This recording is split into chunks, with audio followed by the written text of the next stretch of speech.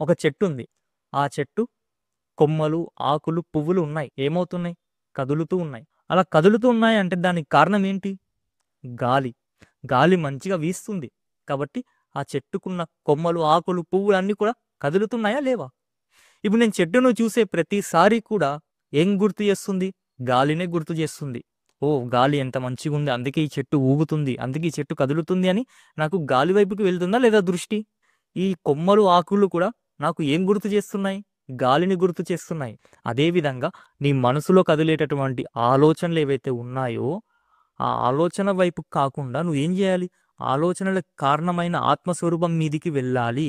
అంటే ఆ కొమ్మలు, ఆకులు ఎలా అయితే గాలిని గుర్తు చేస్తుందో, అదే విధంగా నీ ఆలోచనలు కూడా ఆత్మను గుర్తు చేయాలి. కాబట్టి ప్రతి ఒక్క ఆలోచన మనకేం జెప్తుంది? ఆత్మ గురించి గుర్తు చేస్తుంది. ప్రతి ఒక్క ఆలోచన మనకు ఆత్మస్వరూపం గురించి చెప్తుందా? లేదా?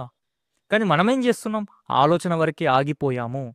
ఆలోచన వరకే ఆగిపోకుండా, ఆ ఆలోచనకి కారణమేంటో అది ఆలోచించు ఫస్ట్. మనసులో వచ్చేటటువంటి ఆలోచనలు ఏవైతే ఉన్నాయో, ఒక ఆలోచన రాడానికి, ఒక ఆలోచన పోవడానికి ఏదో ఒకటి ఉండాలా? లేదా వెనక సాక్షిగా చూడ్డానికి?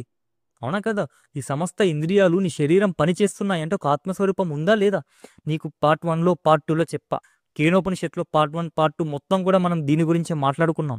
ఎవరి వల్ల మన శరీరం పనిచేస్తున్నాయి? కేనేషితం. ఎవరి వల్ల ఈ మనసు పనిచేస్తుంది అని మనం తెలుసుకున్నామా లేదా? నీకొచ్చేటటువంటి ప్రతి ఒక్క ఆలోచన ఏదైతే ఉందో, ఆ ఆలోచన వెనుక ఒక ఆత్మ చైతన్యం ఉంది. దాని మీదకి వెళ్ళాలి నీ దృష్టి.